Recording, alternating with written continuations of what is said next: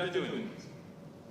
Your Royal Highnesses, Your Excellencies, ladies and gentlemen, dear friends, welcome to the third edition of the FII Priority Summit in Miami. This year, we're starting with an exceptional stage. It is my distinct honor to introduce a man who is the 45th and 47th President of the United States of America. This man is a visionary business person, a media icon, and a political leader, of course. His impact on the global stage has been profound.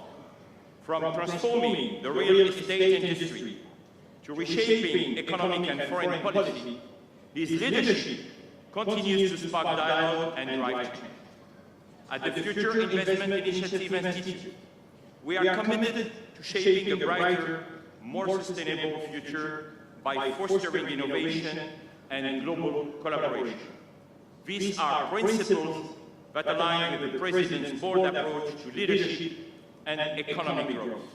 Please, ladies and gentlemen, join me in welcoming 45th and 47th President of the United States, Donald J. Trump.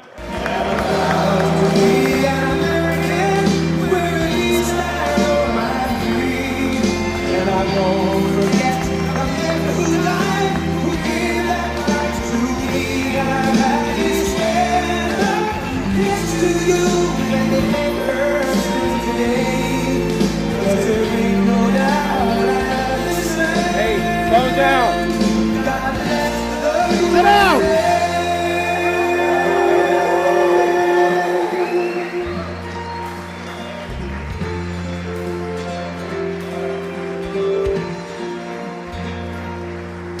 From the lakes of Minnesota to the hills of Tennessee, from sea to shining sea, Detroit down to Houston, and Europe to LA. There's pride in every American heart. It's like we stand and say.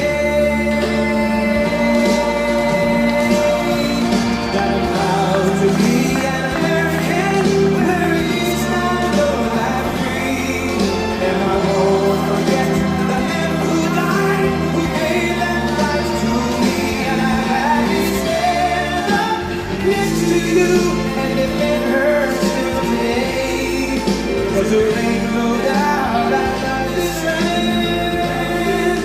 God bless the USA.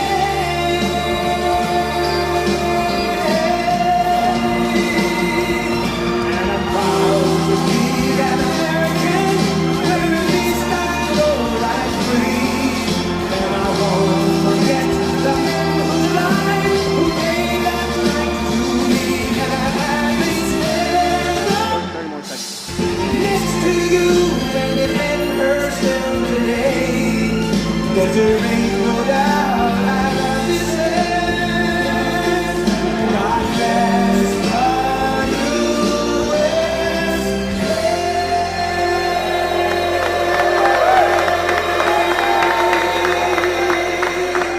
Thank you very much. What a great group. This is, you have to see outside, it's going wild outside with a lot of love for all of us, I guess.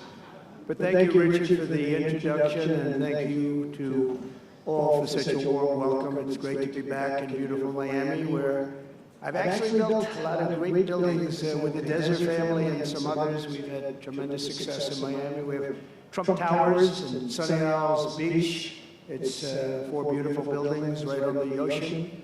The Trump Grande, put the little E in the end for a little, class it up a little bit. Trump Grande and the 700-acre Doral. It's a tremendous country club, and it's actually the most successful country club in the U.S., where I was just given approval to build 1,500 units, and I couldn't care less about building units. When you're president, who the hell wants to build units? I've been building units all my life. I don't want to build units, but they gave us permission to do it. But today is a tremendous honor. Become the first American president to address the Future Investment Initiative Institute. That's the first one. That's very, it's always nice. And I want to thank Mayor of Miami, Francis Suarez, for being here. Thank you very much, Francis, wherever you are. Hi, Francis. And thank you for the endorsement when I ran. I was very appreciative. Along with the Mayor of Miami Beach, Stephen Miner. Stephen, thank you very much. Thank you. Thank you, Stephen. Thank you very much. And numerous American business leaders, some of the biggest business leaders actually anywhere in the world, and many distinguished guests from the Middle East, and in particular the Kingdom of Saudi Arabia, a special place with special leaders.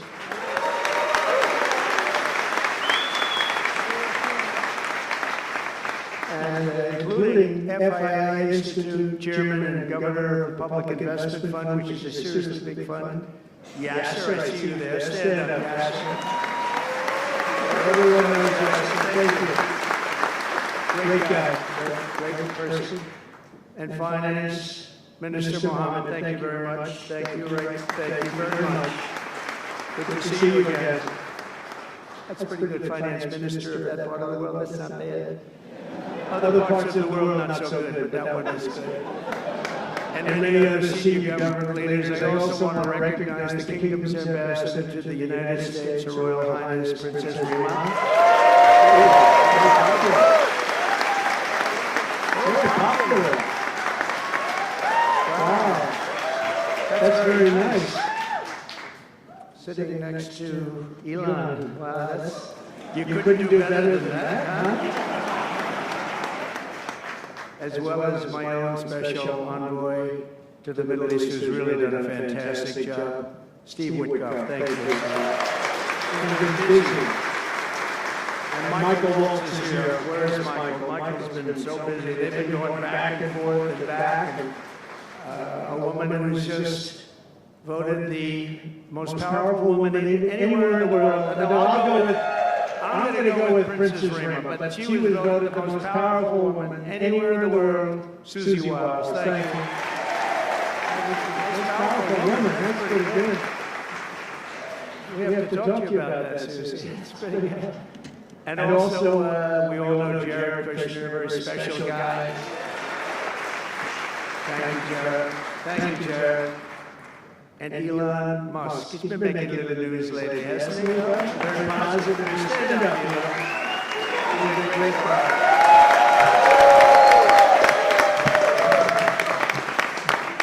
We did a little show last night. I heard they got very good ratings too, by the way. Hannity. Sean Hannity is fantastic. A fantastic man, a fantastic guy. And he did a show, and it was great being on the show with you last night. I come today with a simple message for business leaders from all across the nation and all around the world. If you want to build the future, push boundaries, unleash breakthroughs, transform industries, and make a fortune, because you want to make a fortune. Most of you have already made a fortune, I don't want to say it. There's no better place on earth than the current and future United States of America under a certain president named Donald J. Trump. I think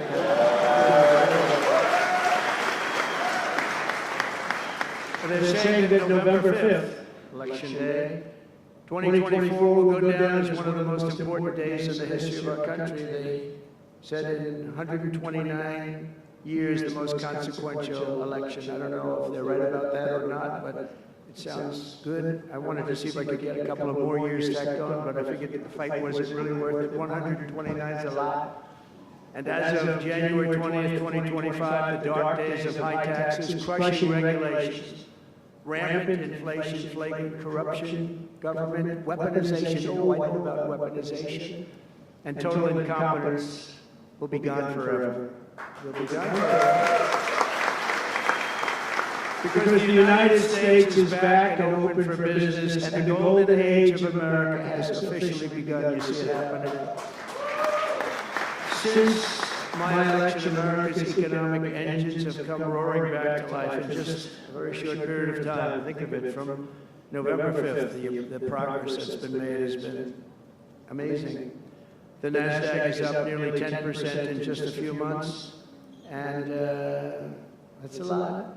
The Dow Jones Industrial Average is up 2,200 points, and Bitcoin is set multiple all-time record highs because everyone knows that I'm committed to making America the crypto capital. We want to stay at the forefront of everything. One of them is crypto, and Miami seems to be the center of the action, come to think of it, and maybe it'll stay there. Business optimism skyrocketed 42 points. Think of that in a single month, the most in history by far. That's the biggest increase in history by not even close. The ISM index of manufacturing activity surged into positive territory for the first time in many years. Amazing.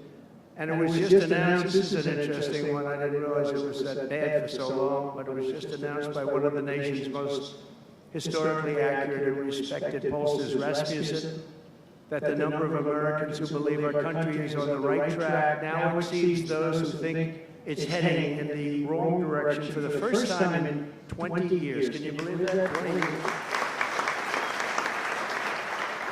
And this is really a seismic 27-point swing from just before the election. That's, nobody's ever seen anything like that one, yes, sir, I want to tell you. That's a big one. The best and most successful business leaders on earth are now racing to invest in the United States. Since November, DMAC has announced plans to invest $40 billion in the U.S., creating at least 10,000 jobs. SoftBank has announced investments of between $100 and $200 billion, creating at least 100,000 American jobs. Oracle and OpenAI and SoftBank are now collectively committing $500 billion to keep the United States on the cutting edge of artificial intelligence, and so many more. I mean, so many companies that want to come to the White House and have a little news conference all the time. I said, why don't you just announce it? But they want to come, and I'll do that. I don't mind doing that. They say anytime they want to go 10 billion or more, I'm there. 10 billion or more. But on his recent visit to the White House, the Prime Minister of Japan announced he anticipates Japanese investment in the United States of well over $1 trillion, and we're working on an Alaska pipeline already, which is the closest point to Asia. And as you know, the ANWR, which we've started, Ronald Reagan couldn't get it approved, nobody could get it approved for so many years, couldn't get it approved, I got it approved, actually I got it approved twice, I got it approved and Biden ended it. That was a shocker, but we just got it approved again. And we're going to be, it's probably the largest deposit maybe anywhere in the world, just by itself.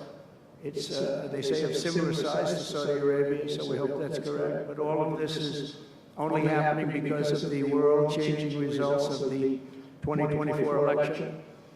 We won the House, we won the Senate, the White House, and the Electoral College, and the popular vote in a landslide. We also won all 7 swing states, and all 50 states shifted in the Republican direction for the first time ever. So every state, every single state of the 50 states shifted Republican. It's never happened before. Either way, it's never happened.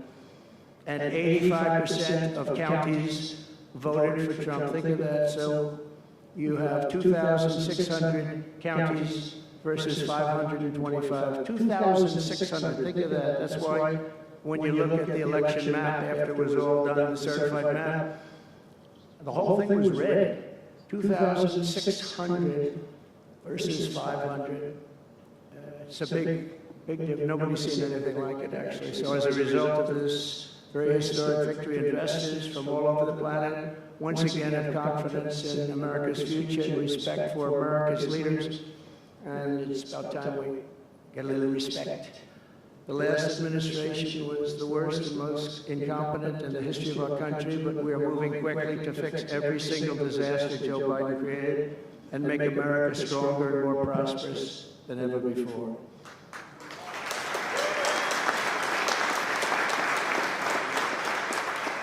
Our first and most urgent mission is to remove the criminals that Biden allowed into our country with the ridiculous and very dangerous open borders policy. They came from all over the world. They came from prisons and jails. They came from mental institutions and insane asylums. They were gang members. They were drug lords. They came from all over, and they were allowed to come into our country. And we're getting them out in record levels, just like they came in record levels. I want to thank Tom Homan and Christie, who was just she's doing a fantastic job, Governor of South Dakota, and Tom Homan, you know, they are doing a fantastic job, and the results are incredible. And every country is taking them back. They're sending their criminals to us, and they're all taking them back. We had a little problem with a couple of them that ended very quickly. And some said, we don't really want MS-13 back in our country. But I said, congratulations, you're taking them back, and they took them back. And by the way, Europe and other places ought to start also doing that. They better start looking at immigration, because it's really hurting Europe very, very badly. And they better get smart, and they better get tough before it's too late. We're also working to end the highest inflation in our country's history, all caused because they played with our energy policy and wasted money on the Green New Scam and other things such as that. And they wasted monies at never seen before levels. If Joe Biden had simply held federal spending at the pre-pandemic levels we had in 2019, we would have virtually no inflation. We're trying to balance the budget immediately, and because of the tariff income, which is really, it's already turned out to be amazing, actually. It's really meant more for bringing countries and companies into our country, but it's, the numbers are rather staggering, because we're the big piggy bank that everybody wants to be, and they can play games and they can say, well, there'll be retribution and, you know, equal this and that, but they can't be equal. But we want to keep it so that we're the big piggy bank, and if we had years like we did the last 4 years, that wouldn't have lasted too long. We're not promising it, but, you know, all of these things could happen. We hope to balance our budget, so I don't want to promise it, because if I do and we come about $10 short, the fake news media back there would say, we have breaking news. He did not make it. He did not make it. But we'll get it done very soon. It might not be this year, but it could be this year. Actually, we have a chance of getting it even this year, which people would be shocked at, because they were talking about 10 years, 15 years, 20 years from now. When I took office last month, we inherited the consequences of inflation.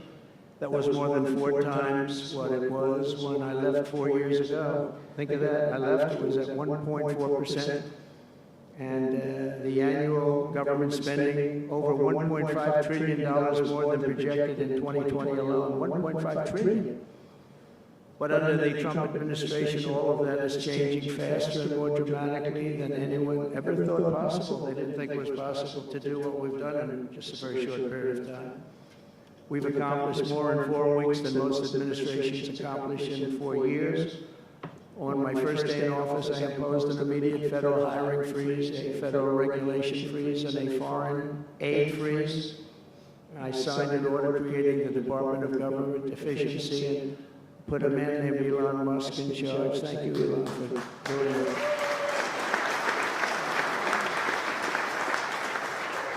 He's doing a great job. You could have seen him last night. He's really, you know, he's a very committed person. He's a very serious person. And he's a very high IQ people. You know, I like high IQ people. Not all have to be, but, you know, it'd be nice to have some people up there that he's a seriously high IQ individual. Now, he's got his faults also, I will tell you that. But not too many of them, which is now really waging war on government waste, fraud, and abuse. And they're curbing inflation and saving taxpayers billions and billions of dollars every single day. And there's even under consideration a new concept where we give 20% of the DOGE savings to American citizens and 20% goes to paying down debt, because the numbers are incredible, Elon. So many billions of dollars, billions, hundreds of billions, and we're thinking about giving 20% back to the American citizens and 20% down to pay back debt and pay down debt, which is, if you look at value, if it were a real estate balance sheet, the debt is tiny, but we still want to pay it down. It doesn't matter.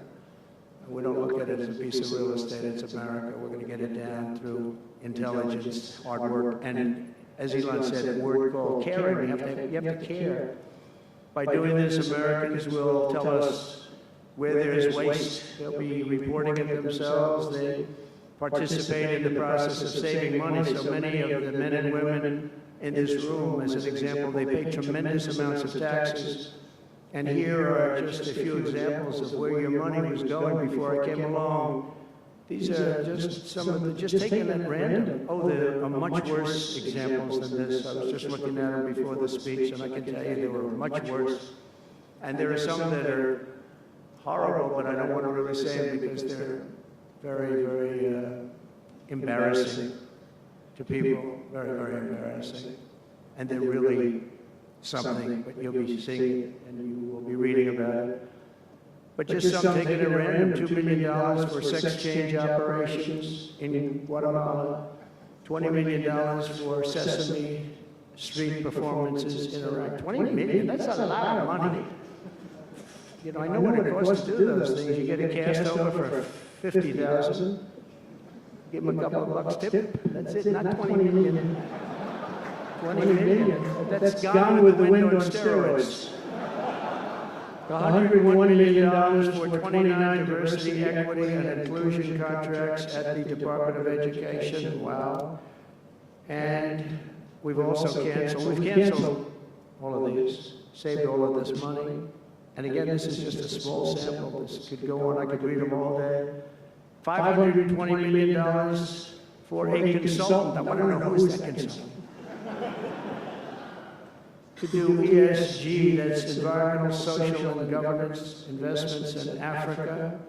$25 million to promote biodiversity conservation and illicit livelihoods by developing socially responsible behavior in Colombia. $40 million to improve the social and economic inclusion of sedentary migrants. Nobody knows what that even means. None of this stuff. Everyone's trying to figure out what the hell does it all mean? $42 million for social and behavior changes in Uganda. 40 million is a lot of newspaper ads in Uganda. $70 million for research of evidence-based solutions for development challenges. $10 million for Mozambique medical male circumcision.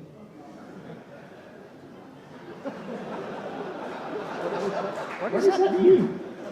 $2.3 million for strengthening independent voices in Cambodia. $14 million for improving public procurement in Serbia. $486 million to the Consortium for Elections and Political Process Strengthening, including $22 million for inclusion and inclusive participatory political process in Moldova. And $21 million for voter turnout in India. What do we need to spend $21 million for voter turnout in India? Wow, $21 million. I guess they were trying to get somebody else elected. Well, we ought to tell the Indian government, because when we hear that Russia spent about $2 in our country, it was a big deal, right? They took some internet ads for $2,000. This is a total breakthrough. $21 million for India elections. $29 million to strengthen the political landscape in Bangladesh. $20 million for fiscal federalism and $19 million in addition to the $21 million for biodiversity conversion in Nepal. $1.5 million for voter confidence in Liberia. We need voter confidence too when you read this list. $14 million for social cohesion in Mali. $2.5 million for inclusive democracies in South Africa. $47 million for improving learning outcomes in Asia. Asia's doing very well. We don't need to give them money. And in another program, $50 million plus another $50 million for condoms for Hamas. You know, $100 million for condoms. Condoms. Does everybody know what a condom is? For Hamas. $100 million. And these are just some, I could read this list all day long, I just don't want to bore you. But these are just some, and not nearly as bad as others. And some are just, I just don't want to say them because they're too incendiary. We're also finding tremendous abuse, waste, and fraud in Social Security. Social Security is what's happening there is going to be one of the great potential scandals in history. On the program there are over 4.7 million social security numbers for people from 100 years old to 109. Think of that. Now, over 100, there aren't a lot of people that make it. Hopefully most of the people in this room will make it, but historically, you don't have thousands and thousands of people. But listen to this, 3.6 million people are on social security rolls from the age of 110 years old to 119. Do you think there are really that many? Those people are seriously old. But it gets worse. 3.47 million. 3.47 million people are on Social Security from the age of 120 years old to 129 years old. 3.9 million people are on the age of Social Security from 130 years old to 139 years old. Now, the all-time record, I heard, is a woman who was 127 years old. That's the record. A woman from a certain country where they have actually people that live pretty long, actually. And she was 127 years old. That's pretty old. But we're topping her by millions. 3.5 million people from the age 140 to 149 years old. 1.3 million people are on Social Security from the age 150 to 159. And over 130,000 people are on Social Security over the age of 160 years old, okay? Including 1,039 people, think of it, over 1,000 people between the ages of 220 to 229. And one person between the age of 240 years old to 249. And the record topper, there is one person on Social Security who's 360 years old, which is approximately 110 years older than our country.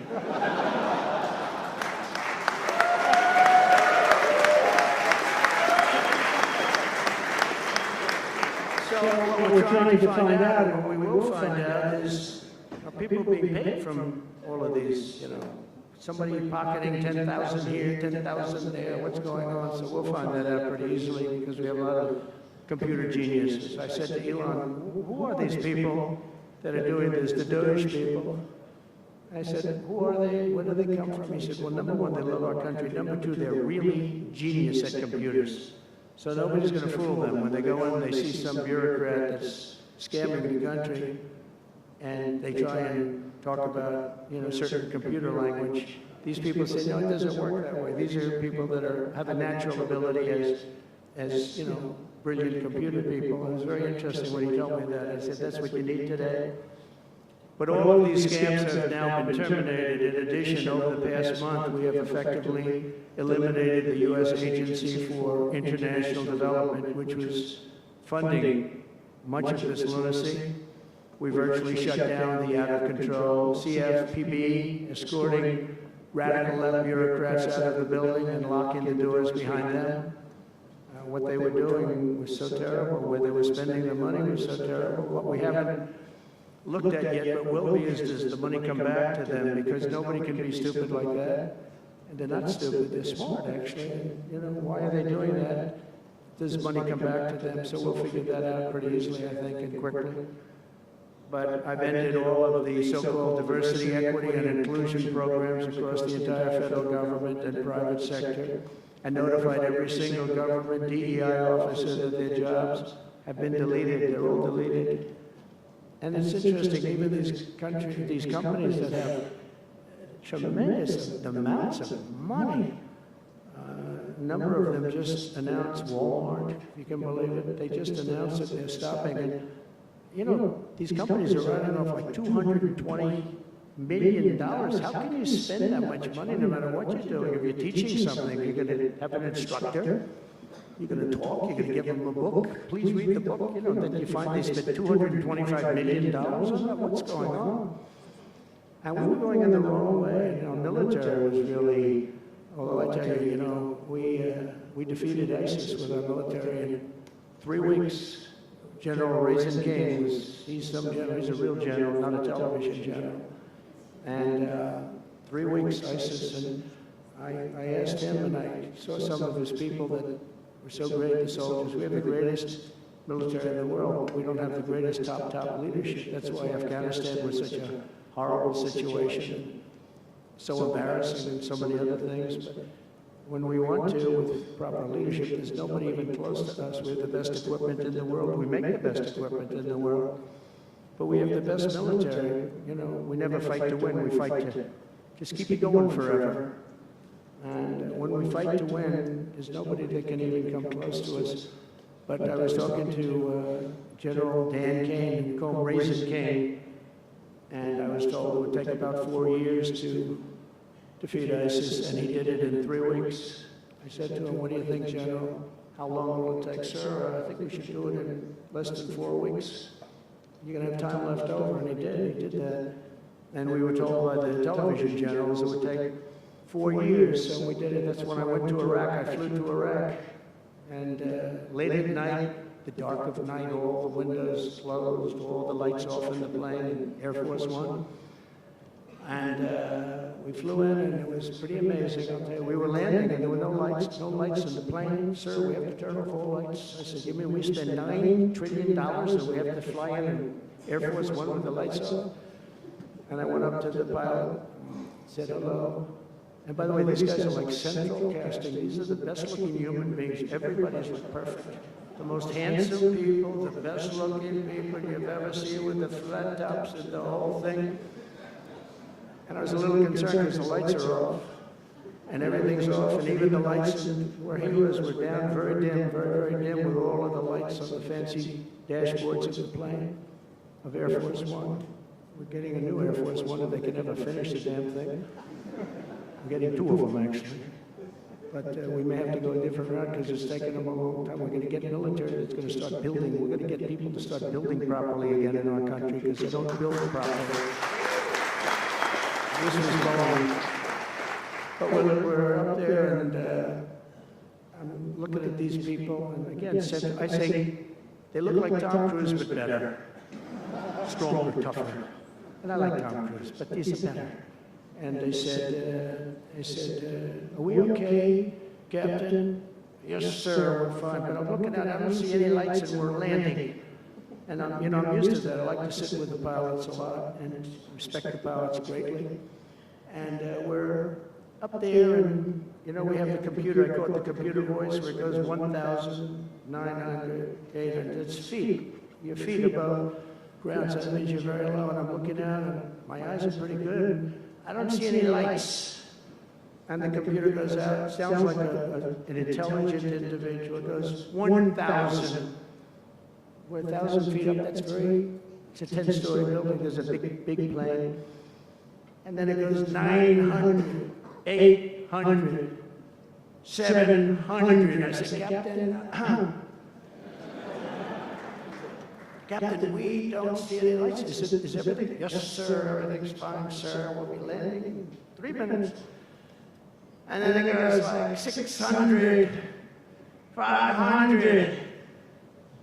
Captain, we okay? And then it goes 400, 300, 200. And I'm saying, man, there's nothing out there. And then he goes, boom. Perfect landing right on this thing. There are no lights on the runway. There's no, I don't know how the hell they do it, but I'm sure as hell glad we had somebody that knows how to fly. But they didn't want to have any lights because they didn't want the enemy after spending, years and trillions of dollars. We have to land with Air Force One with no lights on the runway. But they were incredible people. And then I got out of the plane.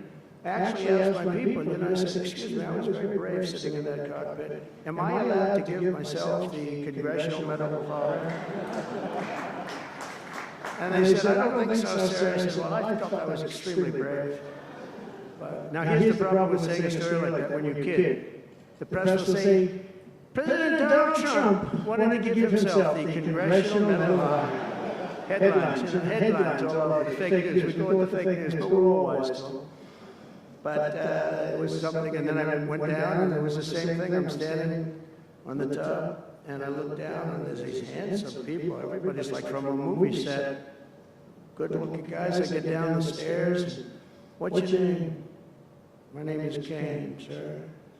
What's your first name? They call me Raisin. They say, wait a minute, your name is Raisin Kane? I love you. I've been looking for you for 5 years. You are the great. This is what I want. And there was a general next to him, there was a colonel, there was a drill sergeant, a master sergeant. They were all like people. I could make a movie right now. I'd have the best-looking people ever. And they were great. And then I went in and, sir, would you like to rest before the bed? No, I don't want to rest. I don't want to rest. I've been resting on the plane, other than the last few moments, which were quite harrowing. And I said, I don't want to rest. He was thinking about Biden in advance, you know? Biden would have gone there, would have rested for days. And then they wouldn't have a meeting. He'd just go home. No, I said, I don't want to rest. I don't want to rest at all. I want to go. So we went into this like bunker, and we had a lot of very good, talented people. And that's what I asked them. They said, you know, I'm hearing it's going to take a long time. No, that's not right, sir. It's not going to take a long time. We'll have it done in 4 weeks. I said, how can you say 4 weeks when in Washington they said 4 years? They said, 4 weeks, sir. We'll hit them left, we'll hit them right, we'll hit them up the center, we'll hit them underground and overground, we'll knock the hell out of them, sir. And I said, why is it that they said so long? He said, because they wouldn't let us fight. And we're very far away. They want us to fight for this, from this airport. We're very, very far away, sir. And they want us to fight here. We have many substations out, sub-airports, they call them, remote airports, where they build them in the sand. And we have many of them. And I'd use them all, sir. And I would hit them so hard from so many different directions. I said, well, what do you think? He said, you just let me know. And I called him back and I said, go ahead and do it. Are you sure you can do this, General? I said, yes, sir. And he did it actually in 3 weeks. It was over 100% of people that are really hurting the Middle East, hurting the world. And it was done. And we have, I'll tell you, we have the greatest military in the world, but you have to use the right people. But there's nothing like what they were able to do in that case and in other cases wherever I gave them something.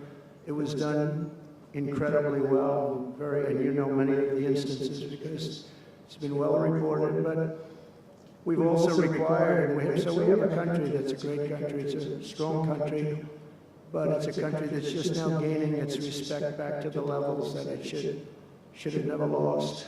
We were being laughed at by the entire world, but we're not being laughed at anymore. But we've also required that all federal employees must once again show up to work. It's a new phenomenon, you know, since COVID. Show up to work in person like the rest of us. So, I mean, it doesn't work when you don't show up. And I see companies now are all going back to it. They're all going back. It's great. I watch some of the big business leaders saying we absolutely are going back. You can't work at home. They're not working. They're playing tennis, they're playing golf, or they have other jobs. But they're not working, or they're certainly not working hard. You could never build a company or a country with that. So we have a very strong policy, and if they don't show up to work, they get fired. And we're trying to make our government smaller but much stronger. And we have tremendous bureaucracy, but it's happening. A lot of people are leaving, and in some cases leaving with pretty good offers. You know, you paid 7 or 8 months and go out and find a job. Some of these people had jobs. They were actually working for us, but they also had other jobs. And those people, in theory, they had problems. I don't know if we're going to do anything about that. So we have other things to do, but they were working other jobs instead of working for us. So they were staying home working, but they were working other jobs, getting paid a lot of money, perhaps. We offered deferred resignation buyouts to all federal workers, resulting in more than 75,000 bureaucrats voluntarily surrendering their taxpayer-funded jobs. A lot of them are leaving because they don't want to be caught having a second job. Some are leaving because they didn't want to be in government any longer. And some are leaving because they didn't want to show up to work. They wanted to work outside of an office. And that's never going to work for anybody, including companies. Companies ought to get smart. You watch these companies where they do that, they start going bad. Nobody knows what's wrong with this company. We'll try getting the people back into the office where they can be cohesive and together. In less than a single month, the Department of Government Efficiency has already saved over $50 billion just a short period of time, $55 billion. And we're just getting started. That's nothing compared to the numbers that we're talking about. Right? We're ending trillions of dollars in waste. And it'll mean much lower inflation, lower interest rates, lower payments on mortgages, credit cards, car loans, and much higher stock markets. I think the stock market's going to be great. In other words, we will rapidly grow our economy by dramatically shrinking the federal government, and we have to do it. I'm also taking fast action to end the radical left nation-wrecking crusade against oil and natural gas. Over the past 4 years, the Biden administration cut the number of new oil leases and gas leases by 95%. They slowed new pipeline. I mean, look at the anyone, Dakota Access, they wanted that one knocked out. The Keystone Pipeline, they wanted that one knocked out. They ended the Keystone. We got the Dakota Access done, but it wasn't easy after they tried to stop it. They slowed new oil and gas pipeline construction to virtually a halt. They shut down 38% of active oil and gas rigs in the United States, but they let the wind turbines go round and round and round. If the wind doesn't blow, they got problems. They kill all the birds, they ruin the sightlines, they ruin the plains and the beautiful areas of our country, including the oceans, the lakes. They closed more than 50 power plants, all causing energy prices to skyrocket. You saw that happen. That's what caused inflation, pretty easy. These policies were so destructive that despite draining nearly 40% of U.S. strategic petroleum reserve, meant for emergencies, it was meant for emergencies. It wasn't meant for getting a price of gasoline down so that you can win an election. It didn't work for winning the election. Actually, there's so many people that are driving that it's a very small number. It just had a very small effect, but in the meantime, it takes it down. Now it's at the, we'll fill it up fast, but it's at the lowest level. When we made the transition, it was at the lowest level in history, ever recorded, the lowest level. Nobody's ever seen it that way. They put it all out because they thought they could keep gasoline prices down a little bit, just go past the election, and after that, they didn't care.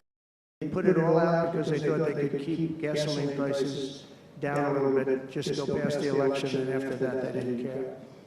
And it didn't work because they didn't get elected. I got elected. But the price of gasoline still rose over 35%, and in some cases, at some periods, it was 100% and 125% during certain periods of time. Under the Trump administration, we have implemented a very different plan. You probably heard of it. It's called Drill, Baby, Drill. And we're doing that.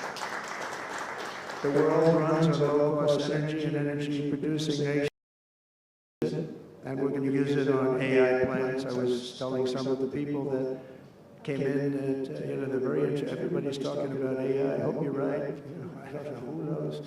But Ilana, they're right. Are they right in going all AI? They are all in for AI. The problem is, to do it, just in our country, you need twice the electricity just to open up and be the top of AI. You need twice the electricity that we have right now in the entire country. You take all the electricity, you need more than twice. You need twice, you need double what we have right now just to fuel this new industry that's growing. I was amazed when I heard that number. They all said, how can we do this? Because, in China and various other places, you can probably get it with the shake of a hand. But in our country, you can't. But now you can, because we've declaring a national emergency in order to get fast approvals. And we're going to have, if you build a plant, you're able to build an electric generating facility right next to your plant. So you'll be making your own. You won't have to count on utilities. You won't have to count on an old grid that could fail, could get hit by something, bad things or good things. But you're not going to have to.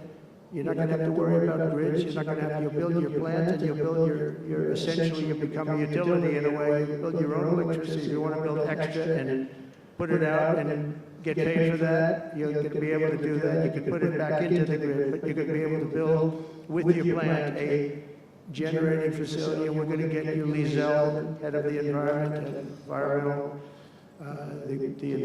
group, various groups, and we've got them unified now, but we're going to get you very fast approvals. They'll be approved so fast, your head will spin.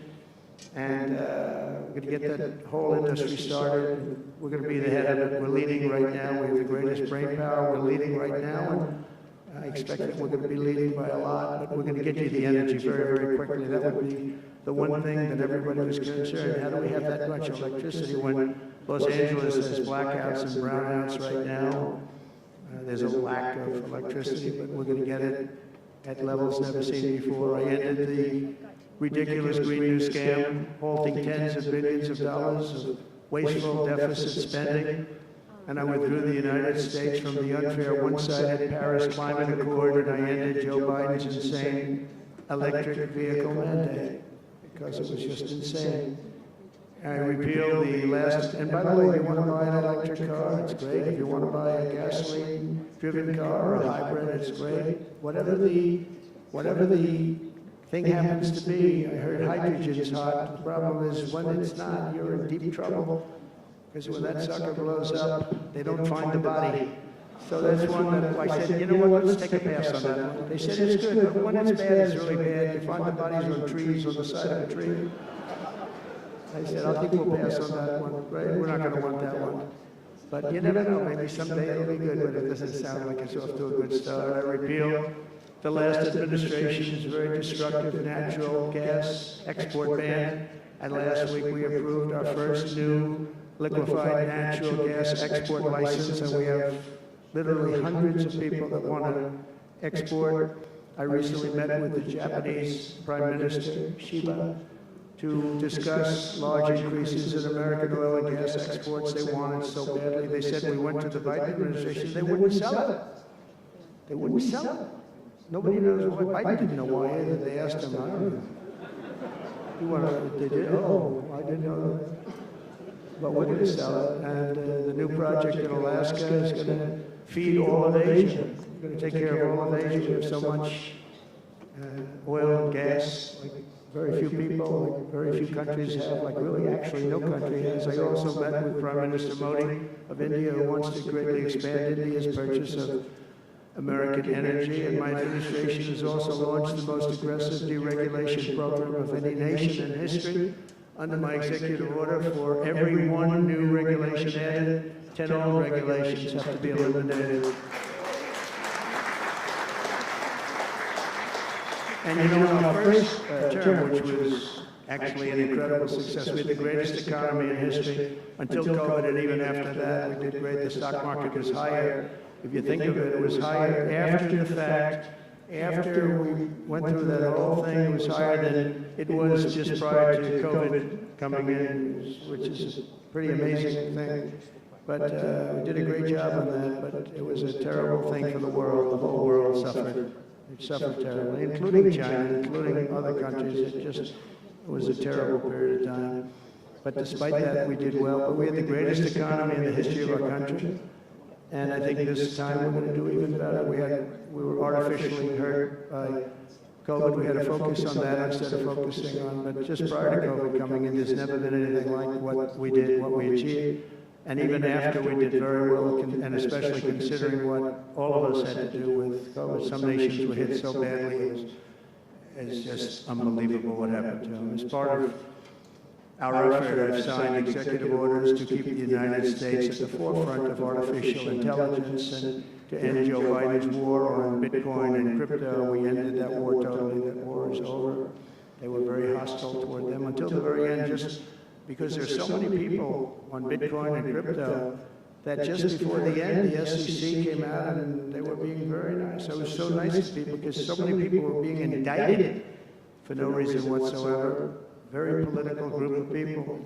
All they did was they liked indicting people, but they were being indicted, and many of those indictments were dropped just before the election because they said, wait a minute, there's 100 million, 125 million people using this, and they didn't want to have, you know, all these people being voted against. But by the time they did that, it was too late. We had that vote entirely, I think. I think anybody smart that believed in that, and there were a lot of people believing it, anybody that was smart voted for Trump. And they pulled the indictments. I see people that were indicted, they said, I saved your life. I saved your life. Because if they thought that, they actually thought that I was doing, they said, why is Trump doing it? Is he doing it for political reasons? I don't do anything for political reasons. I do what's right. I do it. I want to be in the forefront of every industry. So I'll be working with the Republican Congress to pass the largest tax cuts in American history. And that includes, obviously, we have to extend the Trump tax cuts, which were, until now, the largest. We're going to dramatically cut taxes for families and for workers and for companies, including no tax on tips and hopefully no tax on Social Security and no tax on overtime. And that overtime one is a sleeper, because I think a lot of people are going to be spurred on to do a lot of extra work. When they hear that, a lot of companies really like it, a lot of people really like it. The new Trump tax cuts will also include 100% expensing for new factory construction in the United States and anything else that you're going to buy with capital. If you buy something that is going to be good for our country, we're going to let you expense it, 1 year expense. And I did that the first time, and everybody said, can you go back to that? Now you still get, I guess, 40% or whatever, but it pares down. But we're going to bring that right up to the top level. I think that had a lot to do with the success that I had during my first term. And we'll substantially cut taxes for all domestic producers of oil and gas and just about everything else that they produce. In my first term, I brought the business tax down from around 40% to 21%, which everybody said was an impossible thing to do. I cut it from 40, it actually was stated, said it was much higher than 40, but I got it down to 21%, and now I'm bringing it down to a goal of 15%, but only if you make your product in America. In other words, you're going to be at 21%, but if you make your product in America, you're going to go from 21 to 15. If you don't, you're going to be 21%, which is still lower than anything. So guys like Elon are going to come and make these great cars in the United States. So a lot of people will, a lot of people call, a lot of car companies are calling. They called me, three of the majors, they called and they said, we're looking all over the place, we want to be there. I'm going to be announcing tariffs on cars and semiconductors and chips and pharmaceuticals, drugs and pharmaceuticals and lumber probably and some other things over the next month or sooner. And it's going to have a big impact on America. We're bringing our businesses back. If they don't make their product in America, then they very simply, they have to pay a tariff. But if they do make their product in America, they don't have to pay any tariff, which will bring, it's all going to bring trillions of dollars into our treasury, or it's going to mean that there won't be any taxes because we want to have a fair base. If they don't have it, we don't have it. If they don't pay, if they don't charge us, we don't charge them. It's pretty simple. The Republican Party is once again the party of common sense. We're a party of common sense. We want strong borders. We don't want men playing in women's sports. We don't want to have transgender for everybody. We're the party of common sense. That's how we won the election in such a big manner. We'll no longer allow other countries to ransack and plunder our nation. That's why I have announced that we will soon begin imposing reciprocal tariffs on any country that engages in unfair and unequal trading practices. If they tariff us, as I said, we will tariff them at the exact same rate. So if a certain country, because some of these countries, even countries that I've already mentioned, are extremely aggressive with tariffs. Nobody knows that. European Union, they have a VAT tax that's devastating. It's very tough for people on the outside. Hard to sell cars, really impossible to sell them because they also have non-monetary tariffs that are very, very tough. But if you take a look at that, it's a very unfair situation. And the VAT tax is similar to the tariff. Around the world, I'm moving quickly to end wars, settle conflicts, and restore the planet to peace. I want peace, and I don't want to see everybody being killed. And you take a look at the death in the Middle East and the death that's taking place between Russia and Ukraine. It's been going on, and we're going to end it. There's no profit for anyone in having World War III, and you're not so far away from it. I'll tell you right now, you're not so far away. If we would have had this administration for another year, you would have been in World War III, and now it's not going to happen. In the Middle East, I've restored my policy of maximum pressure on Iran, designed to bring peace. And we designated the Houthis a terrorist organization. destroying shipping lanes all over the place, making it very hard for people to get their product delivered, making it very difficult. We'll take care of that situation. And we've secured a ceasefire in Gaza, and we're bringing in the hostages, and we're bringing them home to their families. Some of them are in pretty bad shape, I have to tell you. To end the horrible war in Ukraine, I've spoken with President Putin and President Zelensky, and our teams began negotiations this week in Saudi Arabia. I want to thank Saudi Arabia for that. That was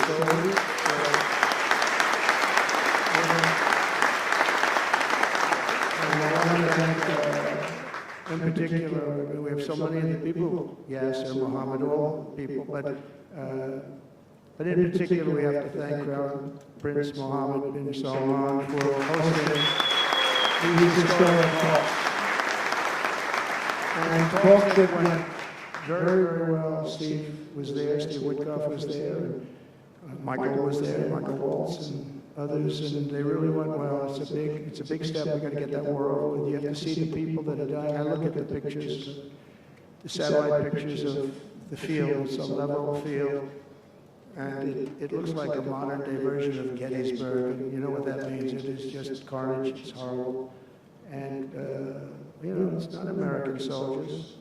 It's not even soldiers from the Middle East in the case of Ukraine and Russia, but it's people, it's young people from Russia and Ukraine mostly that are just being decimated. It's flat fields.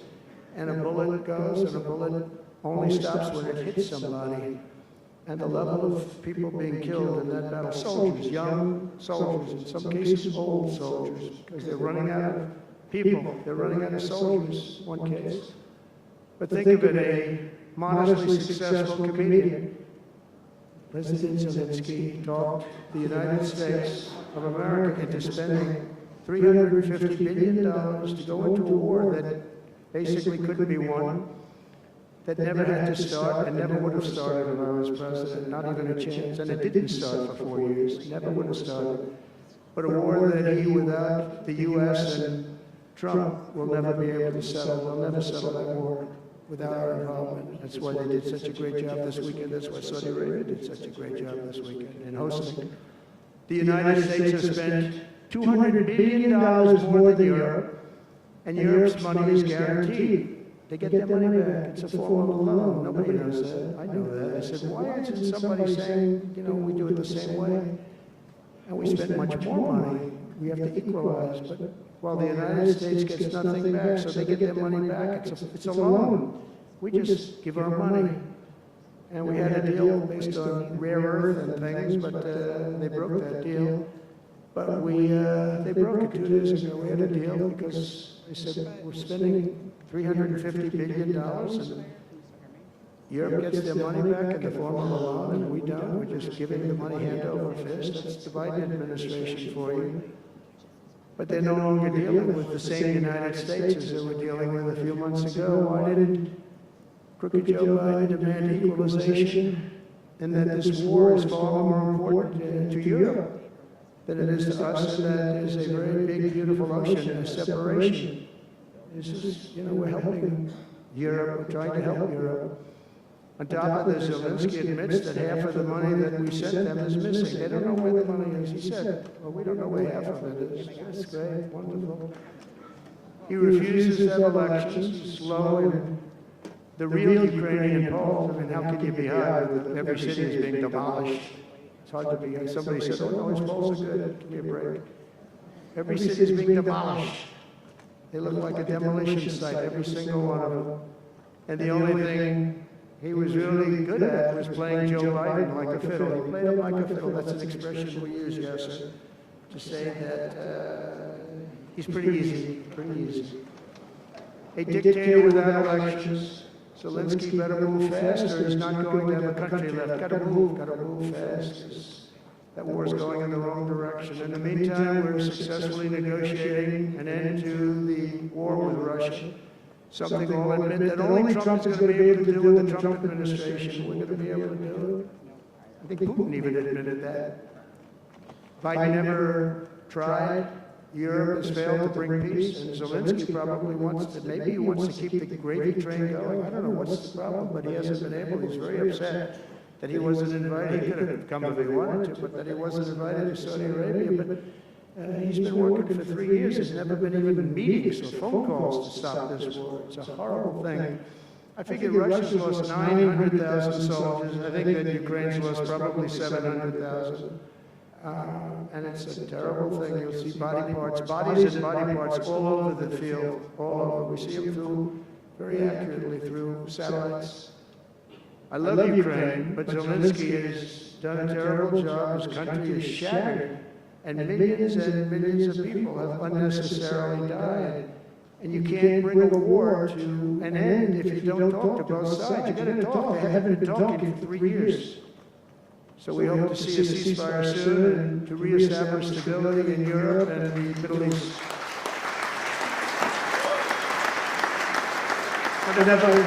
Thank you. And as I've said before, it's my hope that my greatest legacy will be as a peacemaker and a unifier. That will be a great legacy.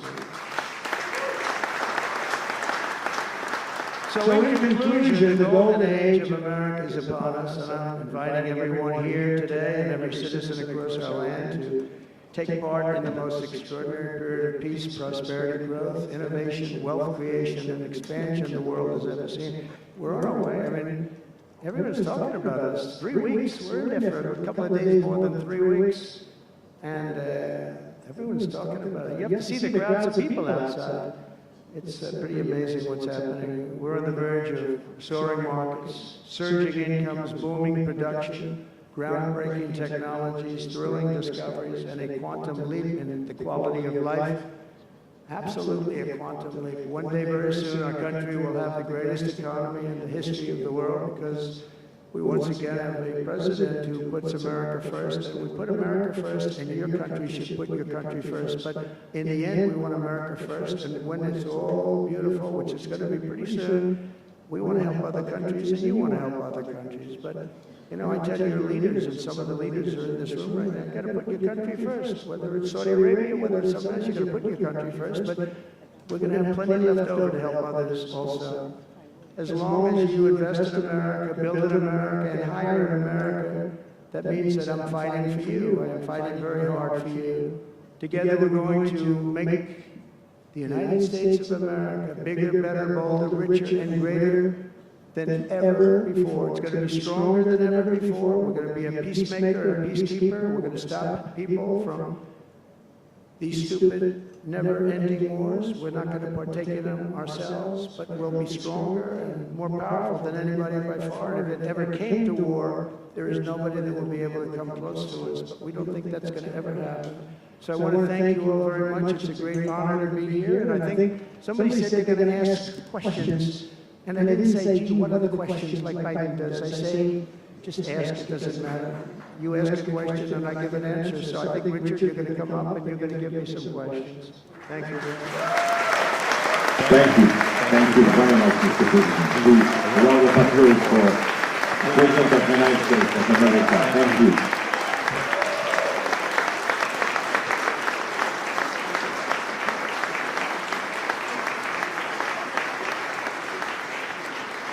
Mr. President, thank you for accepting to take a few questions. 20 years ago, I don't know if you will remember, we were under the same roof in Orlando when you were delivering an amazing speech in front of 3,000 sales reps, giving them the best advice to be successful. So, what is the best piece of advice that you have ever received? Well, I think it was watching my father. You know, my father was a very hard worker, and he just worked hard. And he was very smart. He had good genetics. His brother was the longest-serving professor in the history of MIT, Dr. John Trump. And my father was every bit as smart. But my father had to work. He was older, and he put his brother through school. In fact, he once said, boy, I put him through so much school. He had 3 different degrees. And they asked him to stay on at MIT, but my father was the same ilk. And I noticed that my father was a happy man. And what he did is he worked. He just worked all the time. He worked. And he loved it. And really, I think the best piece of advice I got from that is you have to love what you do. And if you love what you do, you're going to have a happy life. If you don't, I mean, I see so many people, they're in businesses that they don't want to be in. they're in businesses that, they're bored in or they're not good at, they don't have a natural ability at it. There is such a thing as natural ability, whether it's sports or acting or anything else. I mean, some people have an ability for something, try and find that ability, but you have to love what you do. If you love what you do, you're going to be, at least you have a good chance of being successful. Mr. President, it's almost time for an early dinner. So if you are throwing a dinner party, and you can invite 3 fascinating guests, living or dead, who would you bring? Well, they're all sitting right in the front row. Yes, sir, are you ready? Mohammad, are you ready? Steve, Rick, and we have Mr. the most important person, at least until the World Cup is over, is here. Johnny, stand up. He gave the United States the World Cup. Johnny, thank you very much. I didn't know you were here. That's right. He's the king of soccer. That's not bad. And you've done a fantastic job. But it's very interesting. When I was president, I got the World Cup, and I got all of the, we have the 250 anniversary, so that fell in this administration. That's a big deal, 250 years. But we have all of these things happening, and I also got the Olympics. And I was called by the mayor of Los Angeles, sir, would you call up the Olympic Committee, because it was at that time President Obama will not take their phone call, and we're going to get the Olympics in Los Angeles. And by the way, they've recommitted to Los Angeles at a level that, I was very worried about that. And they've, the opposite, somebody could have said, well, we're going to do it someplace else, until they have actually recommitted. They're going to make it bigger and better than ever. So, but I had the Olympics. So I got the Olympics, I got the World Cup, and I said, and then 250, but that one I didn't get. But it was there, it was in this term. And I ran an election, and we did fantastic in 2016. We did much better. Millions and millions, tens of millions, but millions and millions of votes better. And bad things happened, and I didn't get that one. And I said, when I originally signed the Olympics, I said, I won't be able to even be president. And I got the Olympics, because if I didn't, when I spoke with the people, the organizing committee and the people in different parts of the world, they asked me to do it because the president wouldn't do it. I was president-elect, and I gave them a talk. I couldn't get them off the phone. They were starving for love. And the bottom line, they gave us the Olympics. And I said, isn't it sad I won't be president? Then we had the election result, and now I'm president for the Olympics and for the World Cup. So I'm very happy about that, Johnny. Thank you very much. Thank you. I'll be there. I promise I'll be there. And by the way, Mr. President, backstage you have a gift from Johnny. He gave us the first ball with your name, which will be played for the World Cup in America. It's going to be great. Thank you, John. Very much. I doubt that any day you will take a sabbatical year, but if you could take a sabbatical year, Mr. President, what unconventional thing would you do? Sabbatical. You don't work for 1 year. But you said Sabbath. It's a big difference. It's almost the opposite when you think about it, right? I think what I do is, look, what I'm doing now is the most exciting job in the world. It's a hard job, not an easy job. It's a nasty job. It could be a lot easier with, I think that the news media has to straighten themselves out, because people are getting it, they're losing tremendous popularity, and they've lost their prestige, and they've lost their credibility. And I think it's a very important thing, the news media, but I think they have to straighten themselves out, because the people are going around them now. They have so many different things, with like Elon with X, which was a big thing, and we have Truth, which has been fantastic, and we have so many other things that you don't really need traditional. But I will tell you that there is just nothing I could do to enjoy my life, whether it's that or anything else that you ask, because this is the ultimate. I had to make a big decision, and it was a very risky decision, because if I would have lost, my life would have been a much different life. It would have been a very nasty life. They were going after me at levels that nobody's ever seen before. Not Andrew Jackson, not Abraham Lincoln. The historians say that the president that was treated the worst by far by the media and overall was Andrew Jackson. In fact, his wife died of heartbreak. They were treated really rough. And Abraham Lincoln was second, but he had a civil war. You can understand that. But nobody was treated like me. Nobody. And I will tell you, you learn a lot about yourself. But there's nothing I'd rather do. I had to make a decision, do I do this? Because if I lost, it would have been very, very bad. It was dangerous, actually, very dangerous in so many different ways. And I decided to do it, and I said, I have to win, because if I don't win, I spoke to a friend of mine the other night, he said, you know, if you lost, it would have been very, it was actually Sean Hannity just before we did the interview last night.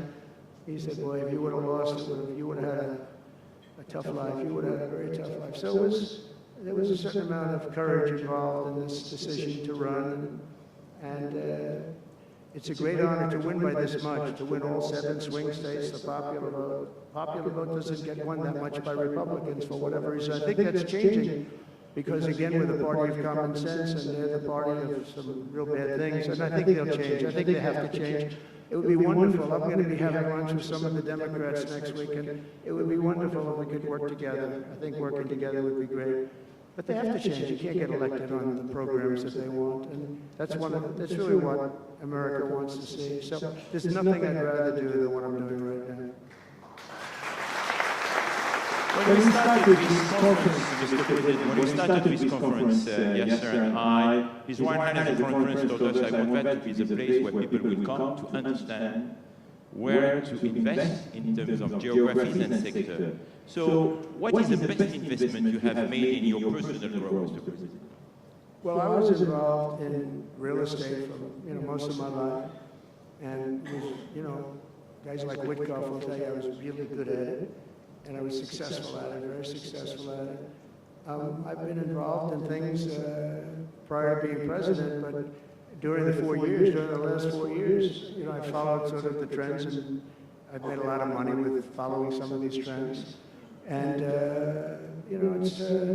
it's something that you do. I really believe that some people have instinct. I think I've always had an instinct for making money. I make money. And I went into show business. I had one of the most successful shows on television. I wrote books, and they were all bestsellers. Virtually every book was a big bestseller, some really big bestsellers. And so I don't know, it's whatever I do, I just want to make it successful. It's very important to me. There are many ways to make money. You can be in many different fields. And a lot of it is being in the right country. If you're in a certain country, our country is actually getting very bad, a very dangerous place, actually. Bad things were happening, but if you're in a certain country, you have a chance to do well. And no matter how good you are, if you were born into the wrong country, you're not going to make money. Now, you could do other things. You can attain power, I guess. Maybe it's the wrong kind of power, but it's power. But being in the right country, where you have the right incentives and entrepreneurship, etc., and America has always been sort of at the top, or one of the top, but always pretty much at the top. But it was losing that position, and I think losing it rapidly. This last administration, look, I don't want to be, I wish I could say, I wouldn't have run. If I thought Biden was doing a good job, if I thought they were, I wouldn't have run. Because as I said, it was very dangerous to run in a lot of ways. In fact, my ear will show that when you look at it close. My ear, I have that throbbing feeling every once in a while, but it was dangerous in a lot of different ways. But he was so bad that I had no choice but to do it. If I thought he was doing a great job, I wouldn't have run, and I would be very happy. I actually wanted him to do a good job. I was saying, do this, do that. I'm telling them, do things. They should have done what I said. But I would have been very happy not to have run, and frankly to have seen somebody do a good job. But our country was going to hell, and I really sort of had to run. If you were a historical ruler, would you prefer to rule during war or peace? Well, I want to be, again, a peacemaker, and I want to keep us out of war, but sometimes to do that, you have to have a very strong country, you have to have a very strong military. And as I said, we have a much stronger military than anyone would know. We have the best equipment, and I bought a lot of it. I rebuilt our military in the first 4 years. I rebuilt it. We gave a lot of it away to Afghanistan, to the Taliban. Stupidly, but that's a very small amount. It was billions and billions, but it's still a very small amount relatively to what we built. But I largely rebuilt our military. Now I'm going to have to do it again because so much has been given away, so much has been treated so badly. But to keep peace, you really have to, I have a thing, strength through And I mean it, you really have it. You have strength, and you need the strength, but it's really peace through strength, because without the strength, it's going to be very hard to have peace, because you're going to be taken over, bad things are going to happen, so you really want to have peace through strength, and that's where I've been. Having strength, having power, in that sense, to protect yourself and your people is a very important thing. Hopefully you don't have to use that power. I will tell you, I was dealing with President Putin very successfully on denuclearization. We were talking about it very seriously, and then COVID came and lots of things came, and we had also talked to China about it. Now, Russia and us have the biggest nuclear by far. China is not close, but they will be close. In 3 or 4 years or 5 years, they'll be equal. But we were going to talk to China, and I spoke to President Xi about it very successfully. I think we were going to denuclearize it. We would have had to get the smaller nuclear powers, of which there are 4, 3 maybe, but 4 probably, to do something. We would have been able to do that. But I was having very strong talks with President Putin about denuclearization. And, you know, you're president, you get presentations about what we're building, what we're having, the power of weapons, the power of many things besides weapons per se. But I saw the power of nuclear weapons, and we can never let that happen. If that happens, the ball game will be, the world will be destroyed. The power is so enormous. You look at Hiroshima, you look at Nagasaki, multiply that times 500 times, and the world would be destroyed. So you want somebody as your president, or you want somebody as your leader that understands that we just can't let that happen. We can't let other countries get nuclear weapons. Not only Iran, Iran is a good example, and maybe the one that people think about, but we can't let that happen. The power of weaponry today is so enormous that the world would disintegrate, so we can't let it happen. Mr. President, if you had to describe the United States of America in just 3 words, what would they be? In 3 words? 3 words. Love, respect, and strength. That's a tough question. That might be my best answer, Russell. It reminds me of high school. That may have been the toughest question, actually. You think Joe Biden could have done that? I don't think so. I don't think so. We're almost at the end, Mr. President, but talking about the United States of America, what is one cultural habit in the U.S. business that the rest of the world could learn from? What is the best practice that Well, I think we love our families, but I think a lot of the world loves their families. I was speaking to the head of Mexico because I complain constantly about people pouring in. Now our border is the strongest border we've ever had. We've gone from the worst border ever in history to the strongest border. But I was speaking to the president of Mexico, a very wonderful woman, actually, and I said, we were talking about drugs, you can't let people come through your country and come into the country. You know, it was not that nice, but they understood what I was saying. And she said something that really got me. She said, I said, you're not a big drug-taking nation? And she said, no, we are not a consumer.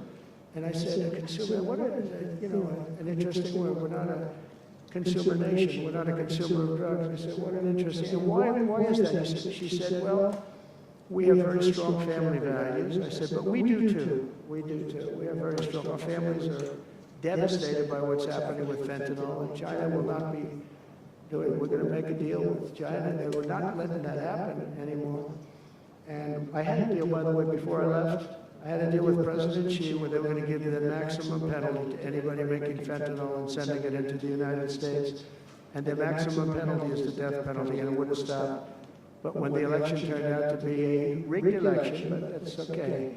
When an election turned out to be, it was an election that shouldn't have happened. All the things that happened. I'll give you an example. We wouldn't have had October 7th, Israel attack. We wouldn't have had Ukraine and Russia fighting. We wouldn't have had inflation. We wouldn't have had all of these things that happened. But in speaking with her, she said about family values. I said, well, you're not really saying anything there because we have great families too. We have great family values. She said, plus we advertise a lot. I said, ooh, you mean you advertise about how bad drugs are? Yes, we do. We spend a lot of money on advertising. And I said, unbelievable. That was such a great conversation because we're going to spend hundreds of millions of dollars advertising how bad drugs are so that kids don't use them, that they chew up your brain, they destroy your teeth, your skin, your everything. And I thank her for that. You know, I make so many calls and I never learn anything from anybody. I know everything and I never learn anything from anybody. And I spoke to this woman, as soon as she said it, she didn't have to say exactly what, I said, exactly, what a great idea. And I think we're going to have, and I saw pieces of it, we're going to go in with $100 million and then another $100 million initially. But I saw some of the ads and they are really violent. I said, you have to make them strong. Your skin practically comes off after a period of time. You lose your hearing. You lose your teeth. It is terrible. And we show this happening to people. And I think we're going to, you know, we did very well with, we had blue ribbon committees headed up by the First Lady of the United States and a lot of other people that, you know, they have no idea the viciousness of these cartels and these people. And they're smart. I mean, they're very smart, tough people. Making a fortune, by the way, an absolute fortune. But we got it down 18%, which was a record.